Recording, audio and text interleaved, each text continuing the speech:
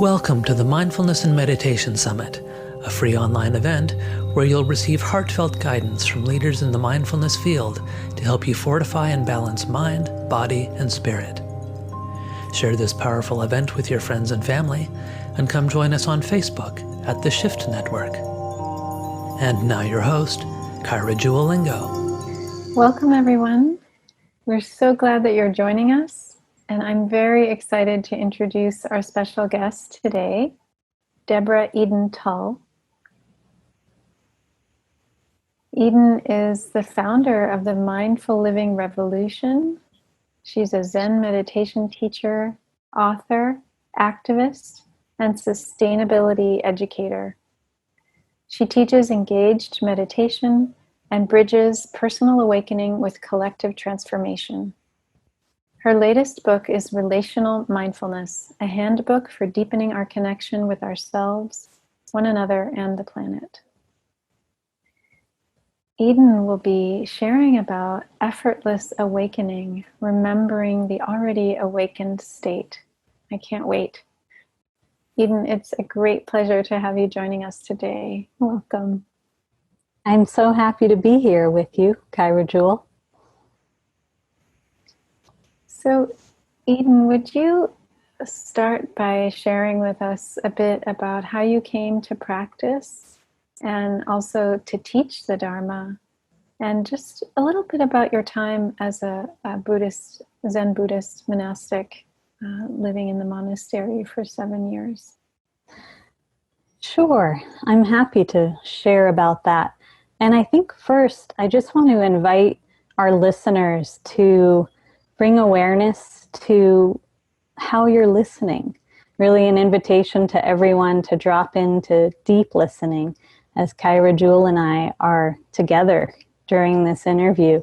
So letting your body relax and soften and just being aware, especially with this topic of remembering the already awakened state, that the essence of meditation is learning to listen to life as it unfolds moment by moment and to listen more deeply. So that said, yes, I came to practice at a young age. I grew up in Los Angeles in a family of artists and activists, and I would say that I was exposed at a very young age to the challenges that we're facing globally, to the inequity in our world, to the violence in our world. My mom, when I was age 8, dropped her work as an artist and began an organization in LA's Skid Row, which is really like the third world of the United States. And I spent a lot of time there as a kid, just witnessing firsthand how people were living and questioning this world where some people are cared for and others are not. And I also grew up in a family where we were all true and devoted lovers of nature. And so from a young age, I was aware of some of the environmental destruction and the challenges that we're facing that were weighing heavy on my heart. So part of what brought me to practice was my love and pain for our world, my desire to be of service. And at the same time, personal pain and questions within my own being drew me to practice. When I was 11 years old, my dad, who was a really incredible mentor, he had a contemplative practice of his own and was certainly my best friend. He found out one day that he had a month to live, just out of the blue.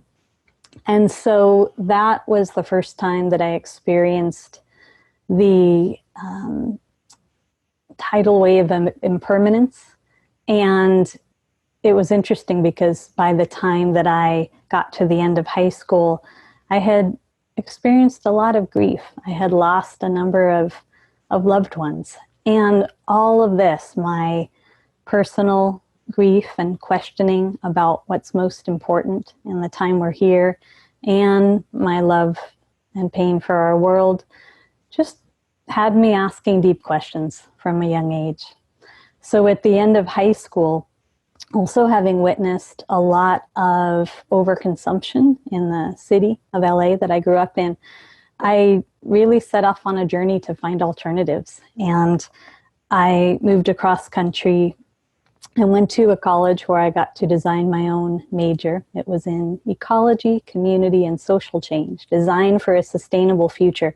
And I just fell in love with ecological design and immediately learned how to grow my own food, and the notion of just stripping away some of the things that modern society thinks are so important, and really getting down to what is of most value and what nourishes us, and how can we live in more partnership with ourselves and certainly with the earth, really inspired me to cultivate a practice. So the same time that I was learning to grow my own food, I was learning to have a daily practice of meditation.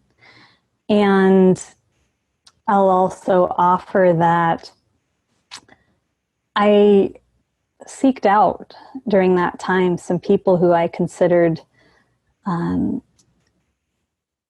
leaders and teachers in a different paradigm, the one that I grew up in. I didn't yet know what I was seeking exactly, but it was an alternative that had much more to do with living in harmony with ourselves and with the earth. And even when I got to work for a couple of these incredible activists and leaders, I had the awareness that, wow, even if one is doing incredible work in the world, and there's a lot that we need to roll up our sleeves and do, there can be things like drama and finger pointing and burnout and lack of kindness and push and othering. And so this opened me up even more to a deep motivation in my heart for practice and for a path that helps people to go beyond the human ego and to remember who we really are, to remember the innate interconnection, to remember the art of collaboration as our natural birthright, something that comes very natural to us when we simply learn to not let ego be in the driver's seat. And I would offer that this is part of what inspired me when I was 26 to drop what I was doing and move to a silent Zen monastery for the next 7 years. And that certainly was a transformative experience, a medicinal experience, an invitation to drop in and really meet myself, face myself, make peace within myself in a much deeper way. But the whole time I was there, I also saw my own personal practice as, we might say, an expression of activism, an offering not just to this being, but to the whole world. The spirit of service that drew me to practice has been with me the whole time, because I could see that as I learned to release my own conditioned beliefs, my own limiting beliefs, the distorted perceptions or lens of perception that had come from society, media, just delusion, that it was also being released for the collective, that there's a bridge between our willingness and the courage it takes to let go of that which is not true and live more connected to source. So that thread has been with me throughout. Yeah. Wow. What an amazing journey you've had from your family origins and up through your young adulthood, then to becoming a monastic. I just see this thread of care and engagement and deep searching. It's so beautiful. Very, very powerful. So would you speak to this topic of today, effortless awakening, remembering the already awakened state. Why is this important to you, and why is it important for our listeners at this time? Thank you for that question. And first, I'll presence the fact that we're doing this interview in the midst of COVID-19. And this in particular is a time when so many people have found themselves in the middle of a deep questioning of what is most important and what does need to change in order for us to have a more sustainable and sane and regenerative future. And it's also a time when a lot of people are experiencing a stripping away, like the life they're used to, the daily habits they're used to having to be let go of right now. So it's an incredible moment or opportunity to really ask the deep questions and to remember who we really are and to remember and realize how easy it is. So when I say effortless awakening, I want to emphasize efforting less.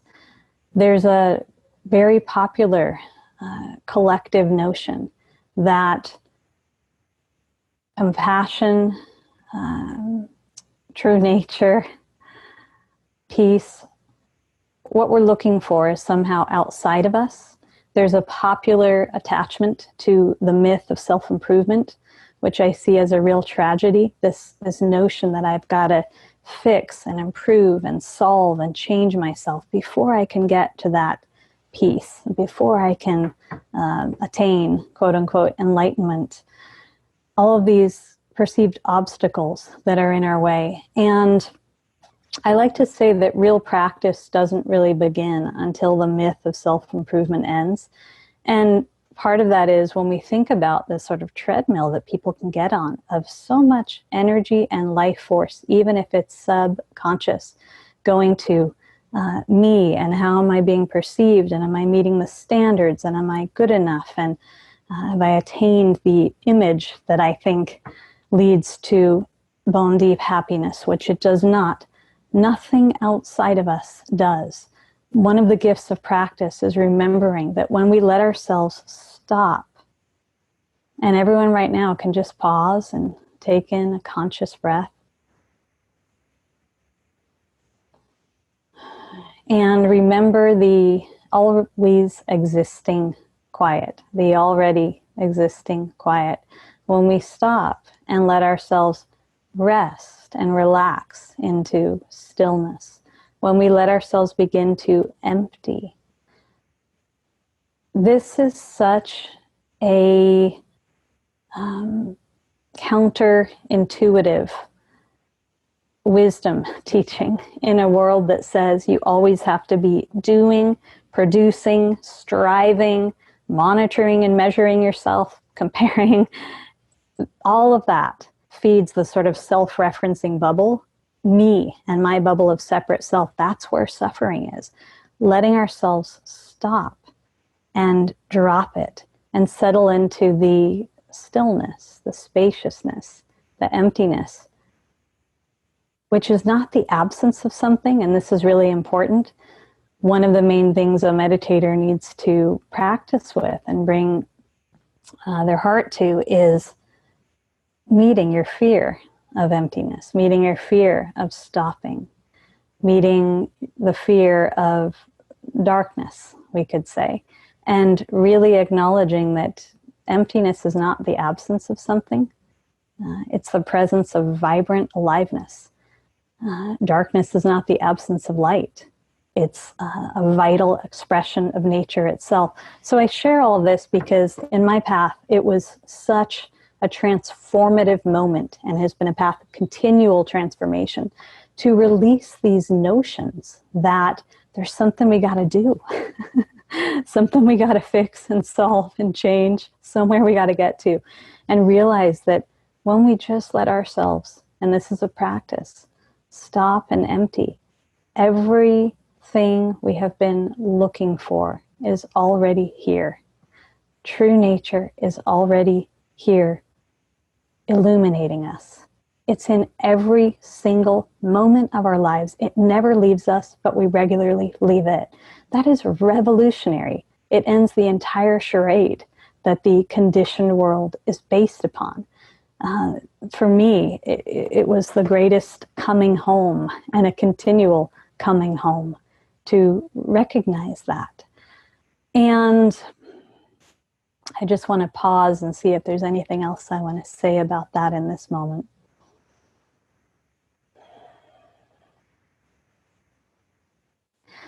I think just that when we acknowledge that in today's world there is an epidemic of loneliness, there is a tremendous amount of fear about global uncertainty, there's a lot of people who are not feeling access to even safety and well-being and rest in their own skin. These practices are so important. This remembrance for the collective, that it's already here, that we just need to turn towards it, to remember the choice we have in every moment. It's so important. It's our lifeline as human beings right now. So thank you for that question. Well, thank you for that answer. It's so important what you're saying. I'm reminded of a beautiful calligraphy that Thich Nhat Hanh, my teacher, would write, which says, "You already are what you want to become." In terms of, it's already here. There's nothing we have to run after. Yes. And I would just add that who we want to become is also the expression of love and service that can transform our entire world. That's medicine for our world. So we do this for ourselves and for the collective. Yeah, thank you for that. Yeah. I think that's so important what you're saying too about the connection between the personal and the collective, because I know a lot of people can feel selfish when they turn to meditation or retreats or these these cultivations of our own heart mind. And so I think it's so important you making the link that everything we do that shifts our own sense of attachment or gives us more inner freedom or gives us more patience, acceptance of ourselves, it translates into how we connect with others. We have therefore more patience, acceptance for others, and that's huge, right? I mean, that really, Yes. in every relationship that can be seen, and in every group, and I mean every place where we connect with others, whatever inner transformation we have is going to be reflected in our society. Yes, and this path, it allows us to become transformative presences in the world. It allows us to show up as a compassionate presence to every situation, whether it's for ourselves or for another. The second book that I wrote was Relational Mindfulness, a handbook for deepening our connection with ourselves, each other, our planet. And I really wrote that book in a transition from living as a monastic in a silent monastery in the wilderness for 7 years to suddenly living in the city of Los Angeles, living and teaching in the world. I had not known it, but I got bit by a tick at the monastery and contracted Lyme. So for over a decade, I had to work with the ups and downs of chronic illness and flare-ups and the mystery of what's going on. I'm sure so many listeners can relate. And that did become my biggest teacher in really being willing and finding the courage to drop the stories of the conditioned mind, to drop the habit pattern of thinking I needed to produce or do in order to be lovable, and really dropping into the place of even if I'm never healed, even if I never have the energy I wish I did, even this, just this, totally knowing your lovability and also knowing your power. So the next thing I want to mention is part of what's inspired me as a female Dharma teacher and practitioner is becoming more and more aware of the impact of a patriarchal lens on so many spiritual traditions across history over generations and generations, including Buddhism and mindfulness, so that there's been an emphasis on sort of an up and away approach to practice, trying to transcend pain and elevate. And this has fed both spiritual bypassing, right? And it's fed a real misunderstanding, a tremendous distortion, a duality between light and dark, which is completely made up and has fed human fear for a long, long time, too long. But in this duality, we're trying to get away from the dark and get to the light. And this has caused a lot of violence in our world and a lot of delusion. So practice, in my experience, is so much about going in and down into this moment, down into our bodies, our pain, down into the earth. And that's where transformation and healing occurs. When we realize that there is no darkness. Darkness is not the absence of light. It is a manifestation, an essential expression of nature itself. And it's one that, through the collective distortions, has been completely overlooked. It's tremendous medicine.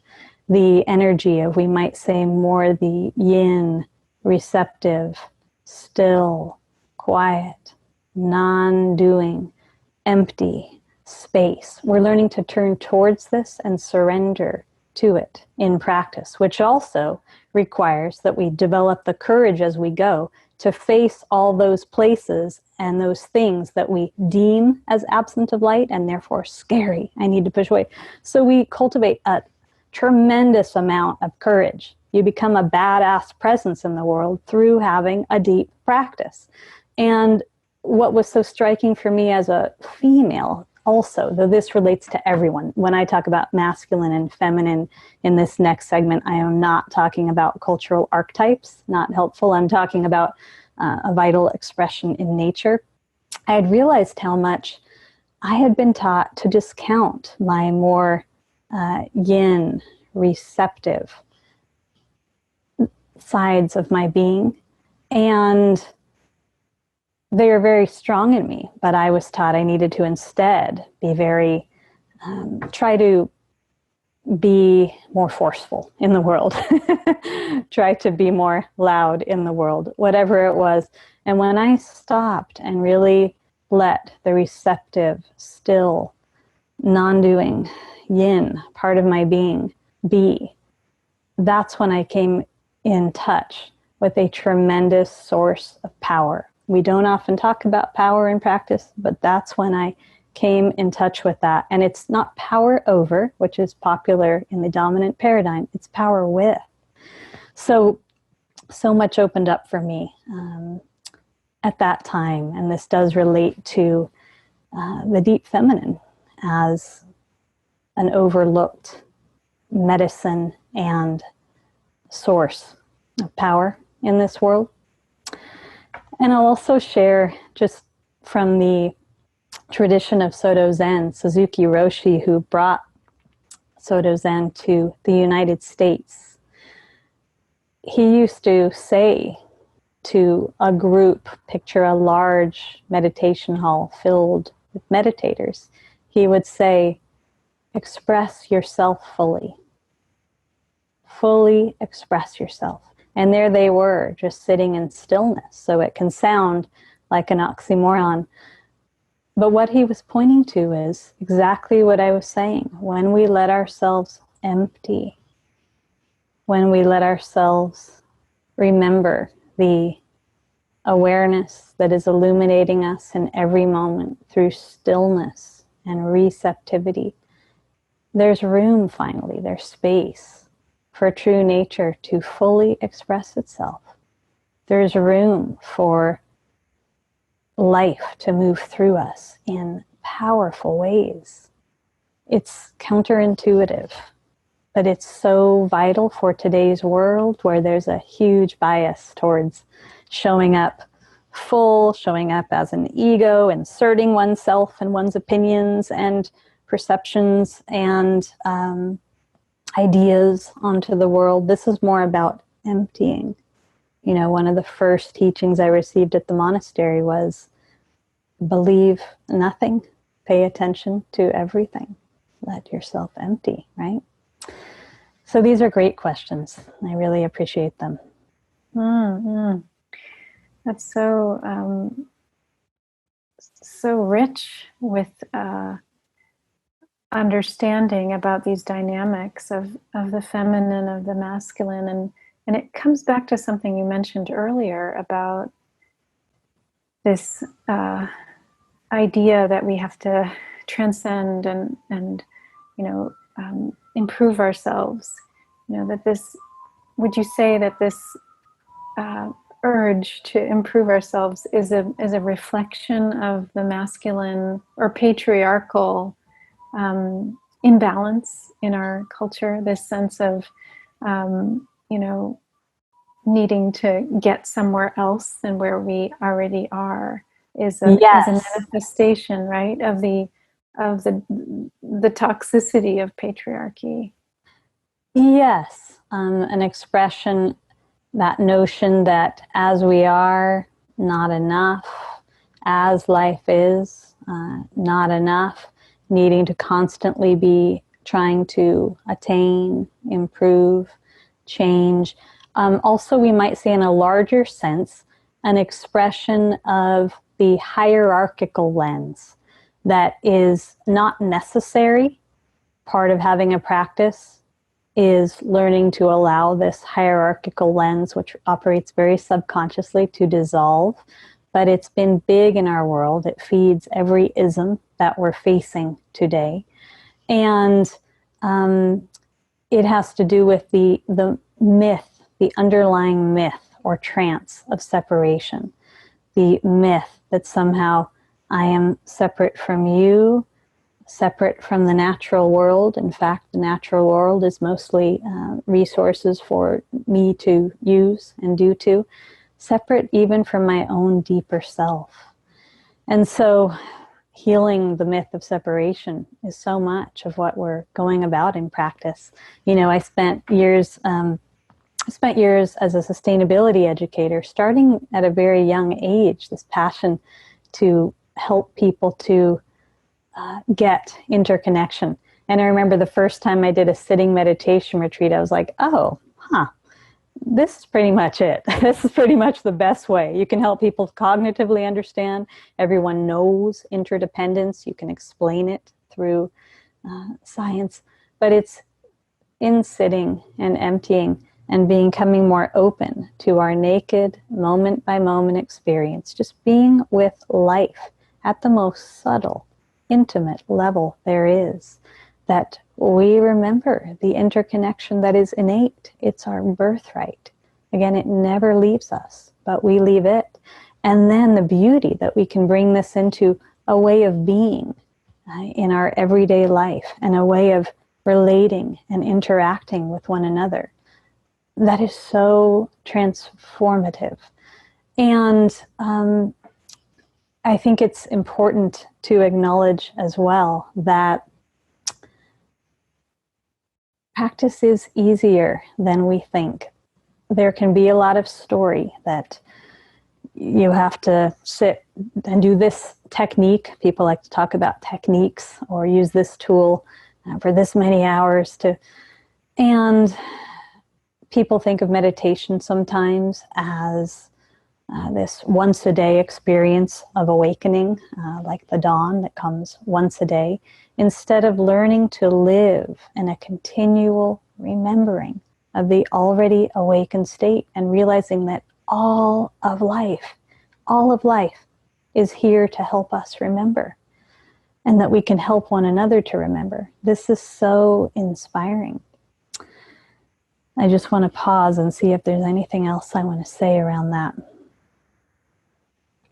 Yes, just that part of, as I was talking about healing the hierarchical lens a few minutes ago, and then learning how to just sit and be with our naked experience in this radical acceptance that creates an intimacy and alignment with life is learning to understand that everything that arises in practice is your teacher.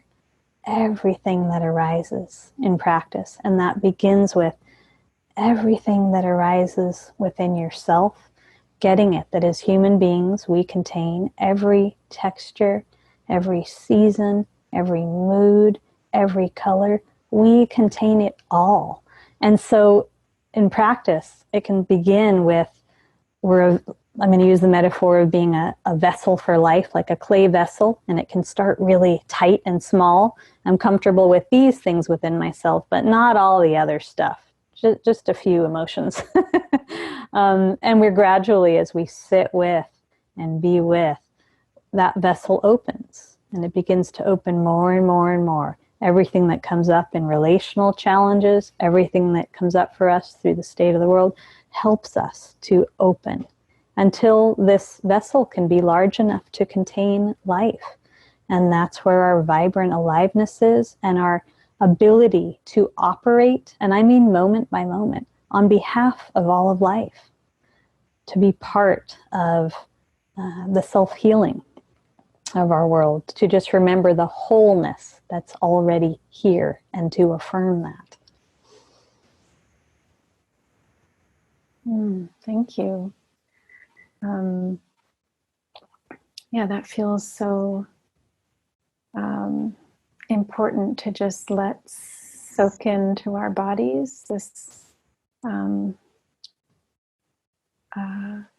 understanding of our own vastness, that when we let go of needing to be this small self, we get much more than we bargained for. Than, our dream was so small when we were this, separate, thing clinging on to our idea of ourself. And this, what you shared, this opening as a vessel, bigger and bigger, we get, exponentially more if we can let go, right? Yes. And that brings me to this question about emptiness and darkness. How are they, these really important teachers and allies in our practice? Because when you said this vessel and this opening, I mean, I was thinking of a seed down in the dark in the soil, right? That as it lets go of its attachment to that form of a seed, it can become what it's meant to become, right? Which we're all meant to become. We're meant to be, what you're saying, this vast connection with all. So talk about the importance of emptiness, darkness, in terms of our practice, and also what can we do as practitioners and folks listening to turn towards rather than away from this emptiness and darkness? Yes, thank you. I'll start with the second part of your question. And so in my book on relational mindfulness, I've offered 9 principles, 9 gems for really translating, bridging your sitting meditation practice with how you show up to all of life.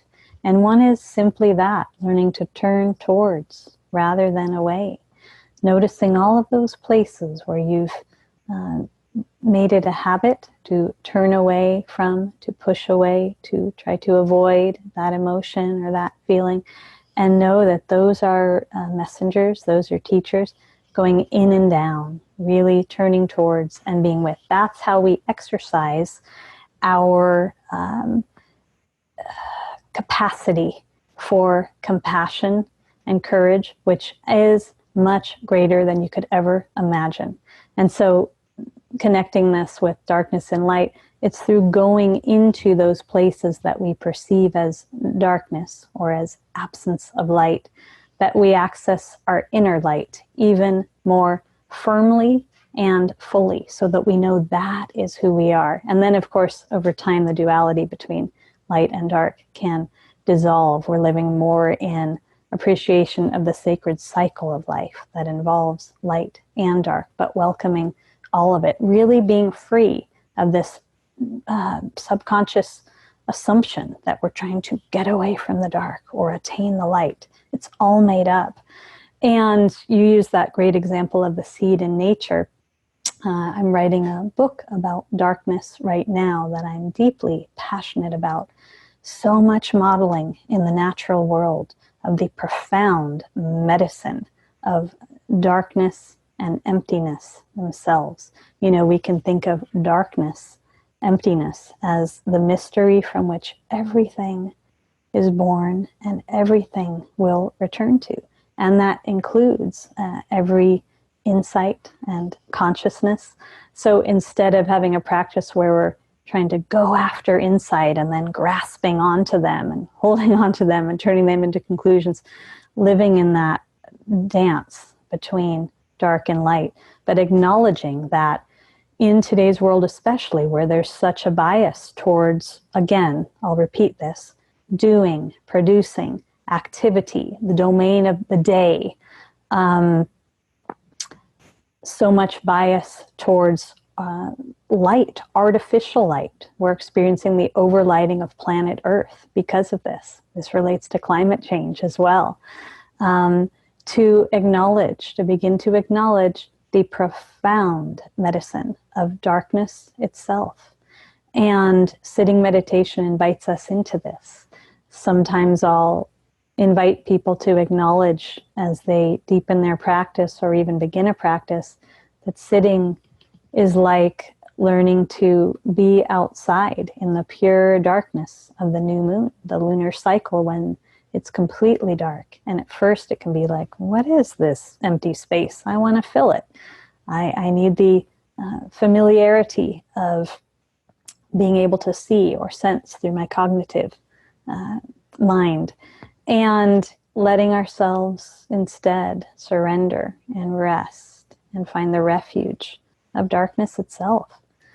So important. So I could speak for hours on that topic, but in honoring of time, I'll stop there. Well, I could listen for hours as well. Yeah, it's so important to see what you're saying, that light and darkness arise together. You don't have one without the other. That if you want one, you have to want the other, because they can't exist separately, right? Yes.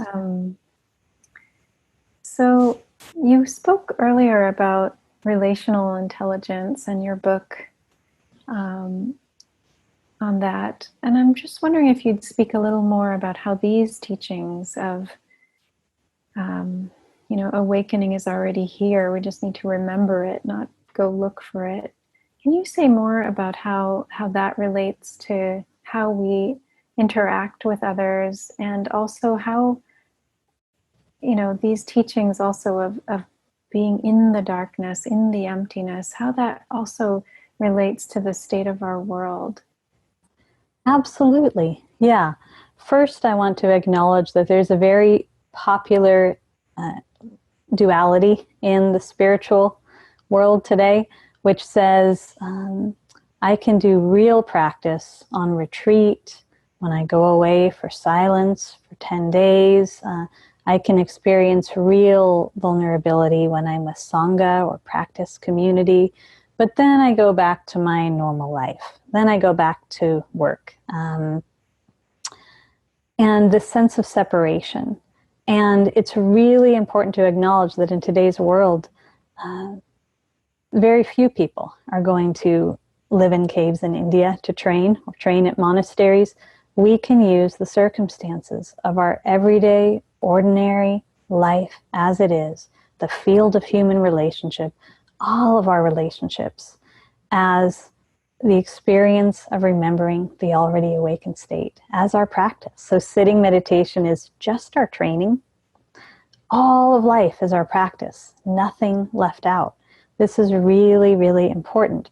And I also want to just pause for a minute and invite people to think of, for a moment, how it feels when you're in an incredibly vibrant and peaceful place in nature, just to let ourselves remember how regenerative the natural world is, and how much, when we get out of the way just a bit, nature can restore itself. I come from a background in ecological design and ecology regeneration, so this is a really important thread for me. But it pertains to us as well. When we just start to get out of our own way, when we just start to, I would say, be more compassionately aware of ego, but acknowledge it as a case of mistaken identity, that it's not who we are. So ego's not in the driver's seat. We're not trying to cut ego off, but it's just not in the driver's seat. Then everything can restore.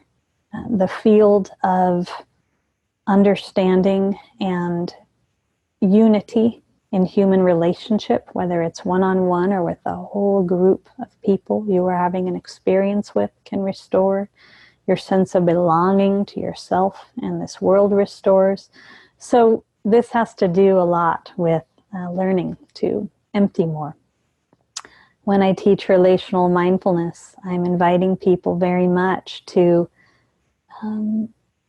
deepen the quality with which they're listening.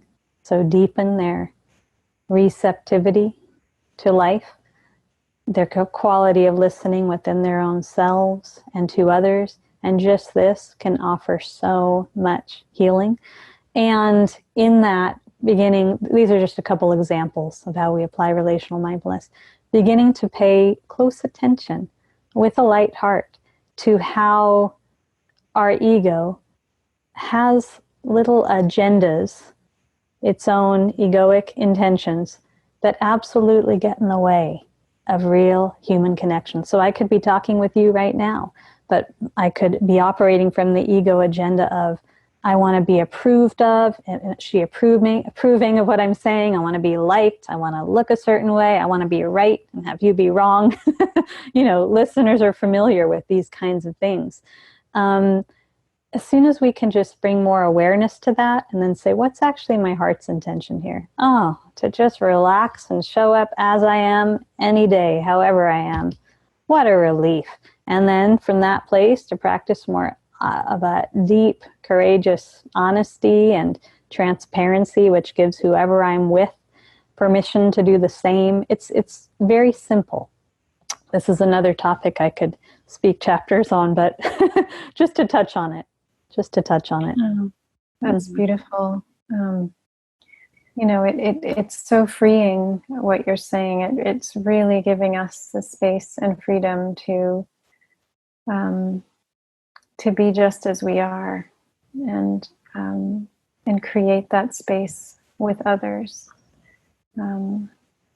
So, yeah. What as we're kind of coming to an end, how can people listening go deeper in these teachings? And maybe as part of that, you could share if there are some upcoming offerings that people might want to know about to see how to learn more about this. Absolutely. The first thing I would encourage is just for listeners in your own practice to be aware of the possibility of pausing as often as you can. Just pausing, connecting with your breath as an extension of your meditation, and acknowledging the already existing quiet, acknowledging the wholeness that is already here, remembering the choice that we have in every moment for what we give our attention to. This is a big part of practice. And in terms of ways that people can go deeper with me, on my website, which is deborah.edentull.com, there's all kinds of offerings. Online, I'm not certain what will happen with in-person retreats this year, but there are many retreats. And retreats, all of these experiences, online or in person, offer a real invitation for deepening personal practice, for connecting in a fresh and relationally intelligent way with one another, for connecting with our bodies and the natural world much more intimately. A couple of things I'll name later this month. I have a couple of different offerings about reawakening to joy in extraordinary times. And these are online.